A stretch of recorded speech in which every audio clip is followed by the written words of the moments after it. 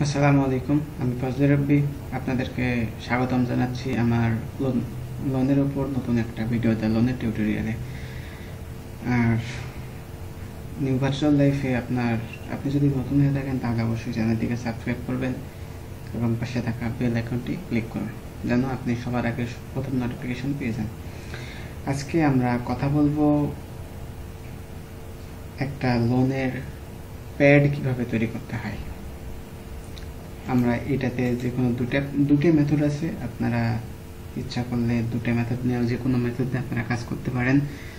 আমি আজকে আপনাদেরকে সব কিছু পুঙ্খানুপুঙ্খভাবে দেখাই দিব কিভাবে কোনটা করবেন। আমি প্রথম একটা হলো ওয়ার্ড ফাইল, একটা হলো এক্সেল ফাইল।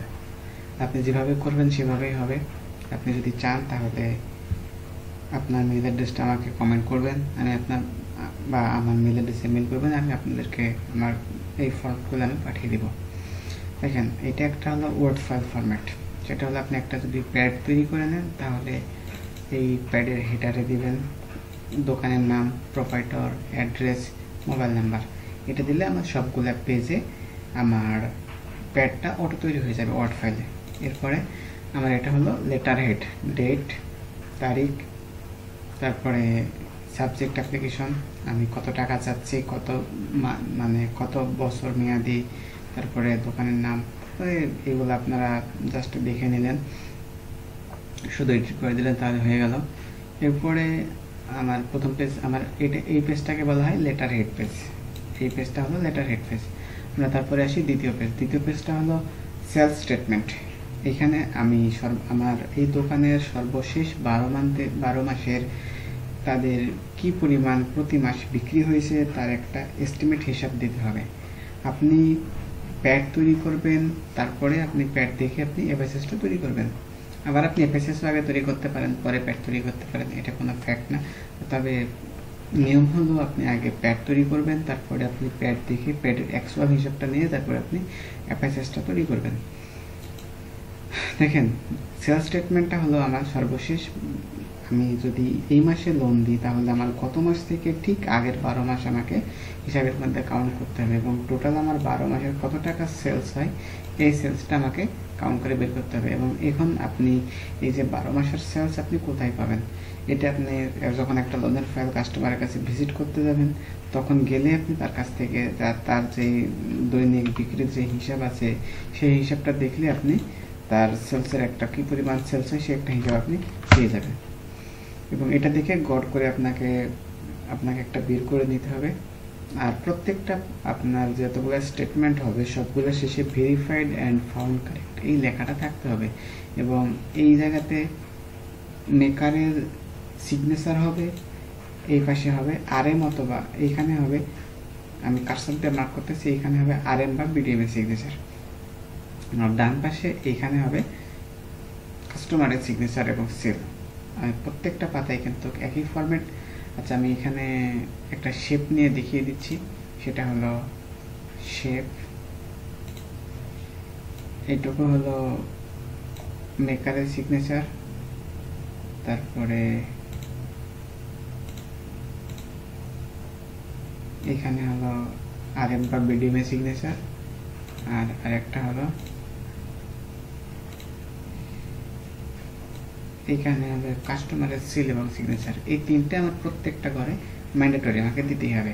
আপনি যদি এটা না দেন তাহলে তার মানে এটা সত্য কি না সেটা সিআরএম দেখবে না, যার কারণে এটা আপনাকে কুইরিতে আবার পাঠাবে। ঠিক আছে, তাহলে আমরা কি গেল, সেলস স্টেটমেন্ট গেল, ইয়ারলি সেলস। তারপরে আমাদের 3 নাম্বার পাতাটা হলো রিসিভেবল লিস্ট। আমার অ্যাজ অন ডেট, আমার এই সর্বশেষ আমি যে তারিখে লোনের ফাইলটা আমি রেডি করতেছি ওই তারিখ থেকে ঠিক ওই তারিখের ডেটটা আমাকে কালেকশন করতে, রিপোর্টটা আমাকে নিতে হবে এবং তার কত টাকা বাকি আছে টোটাল। ওনার এই দোকানটা আমরা যেটা দেখছি, এই দোকানের ওনার বাৎসরিক সেল ছিল হলো 44,20,000 টাকা বাৎসরিক সেল। আর এই দোকানের বাকি ছিল হলো মানুষের কাছে উনি পাবে, মানে রিসিভেবল লিস্টটা ছিল 2,60,000 টাকা। উনি মানুষের কাছে 2,60,000 টাকা পাবে। তারপরে আমরা আসি পেয়েবল বা সাপ্লাই লিস্ট, মানে ওনার কাছে কোনো কোম্পানি বা মানুষ কত টাকা পাবে সেটা হলো পেয়েবল বা সাপ্লাই লিস্ট। এখানে পেয়েবল সাপ্লাই লিস্ট ওনার ছিল মাত্র এই দোকানটার ক্ষেত্রে মাত্র দুজনের কাছে দুইজন ওনার কাছ থেকে টাকা পাইতো, সেটা হলো 60,000 টাকা মাত্র। আমাদের 3 নম্বর কথা শেষ। এবার আমরা আসি 4 নম্বর পেজ। 4 নম্বর পেজ হলো ইয়ারলি অপারেটিং এক্সপেন্স। এই দোকানটা যে উনি ম্যানেজ করেন, এনার তো একটা বাৎসরিক বা মান্থলি একটা খরচ আছে। এই খরচটা ওনার বাৎসরিক কত টাকা খরচ হয় এবং কোন খাতে কত টাকা খরচ হয় এগুলা মানে ক্যালকুলেশন করে নেবেন। যেমন ওনার শপ রেন্ট প্রতি মাসে 2,000 টাকা করে, তার মানে 24,000 টাকা। এই টাকাটা আপনি, এই যে শপ রেন্ট কত টাকা দেয় এটা আপনি কই পাবেন? যখন আপনি ওই ব্যক্তিটার লোনের যখন ফাইলগুলো কালেকশন করবেন, তখন তার দোকানের ডিডের একটা চুক্তিনামা, মূল যে 300 টাকা স্টাম্পে যে চুক্তিনামাটা নেবেন, সেই চুক্তিনামাতে উল্লেখ থাকবে তার ভাড়াটা প্রতি মাসে কত টাকা ভাড়া তাকে দিতে হবে। ঠিক আছে, এটা পাবেন। তারপরে ওনার রিমোনিয়াম, মানে এইখানে উনি প্রতি মাসে ওনার সাংসারিক খরচ বাবদ দোকান থেকে কত টাকা উনি উইথড্র করে, সেটা হলো ওনার প্রতি মাসে দোকান থেকে ওঠায় 15,750 টাকা। তারপরে ওনার একজন স্টাফ আছে, একজন কর্মচারী আছে, কর্মচারীর স্যালারি দেয় প্রতি মাসে 8,000 টাকা। তারপরে টেলিফোন মোবাইল বিল প্রতি মাসে 500 টাকা যায়। তারপরে ইলেকট্রিসিটি বিল প্রতি মাসে 1,000 টাকা যায়, এটা গড় ধরে নেবেন আর কি। তারপরে এন্টারটেনমেন্ট বিল প্রতি মাসে 1,000 টাকা যায়, কনভেনিয়েন্স বিল প্রতি মাসে 1,000 টাকা যায় এবং ট্রেড লাইসেন্স ফি প্রতি মাসে 1,000 টাকা যায়। তাহলে না প্রতি মাসে ওনার এইটা খরচ, তার মানে বাৎসরিক ওনার তাহলে খরচ হয় কত? 3,52,000 টাকা ওনার প্রতি বছরে এই দোকান থেকে খরচ হয়। এরপরে আমরা আসলাম ফিক্সড অ্যাসেট। ওনার দোকানে কি পরিমাণ স্থায়ী সম্পদ আছে? যেমন দোকানে 2টা ফ্যান আছে, দাম 6,000 টাকা, 3টা র্যাক আছে 3 পিস, তার দাম হলো 1 লক্ষ টাকা, বেড আছে একটা, বেডের দাম হলো 20,000 টাকা, মেশিন আছে 2টা, দাম হলো 30,000 টাকা, সুইং মেশিন, এটা যেহেতু গার্মেন্টস দোকান, কাপড় দোকান। তারপর অন্যান্য আইটেম আছে 1,94,000 টাকা। তার মানে ওনার দোকানে মোট স্থায়ী সম্পদ আছে। এখানে অন্যান্য আদার্স, এটার ভিতরে আছে ওনার দোকানে যত টাকা অ্যাডভান্স আছে, অ্যাডভান্সটাকে আমরা আদার্স অ্যামাউন্টের মধ্যে কাউন্ট করে দিই, তাহলে ওনার টোটাল আসলে হলো 3,50,000 টাকা।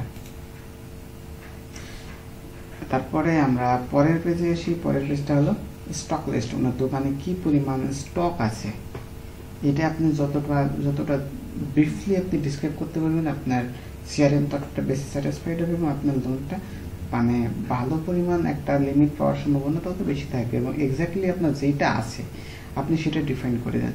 আপনি এখানে বেশি কিছু করতে যাবেন না বা কমও দিবেন না, আপনি বেশিও দিবেন না। কারণ আপনার ছবি, আপনি যে লোনের ফাইলে 10টা ছবি আপলোড করবেন, এই 10টা ছবিতে কিন্তু আমরা সিআরএম কিন্তু বুঝতে পারবে যে এই দোকানে আসলে কত টাকার মাল আছে। যখন এখানে দেখলো এই দোকানে টোটাল মাল আছে, আমরা এখানে এই ফাইলে দেখানো হয়েছে 7,20,000 টাকার মাল আছে, কিন্তু এখানে দোকানে অরিজিনালি ধরেন 19-20 হইতে পারে, 7,20,000 এই দোকানে সর্বোচ্চ 7 লক্ষ থেকে 7,50,000 টাকা এর মধ্যে স্টক আছে।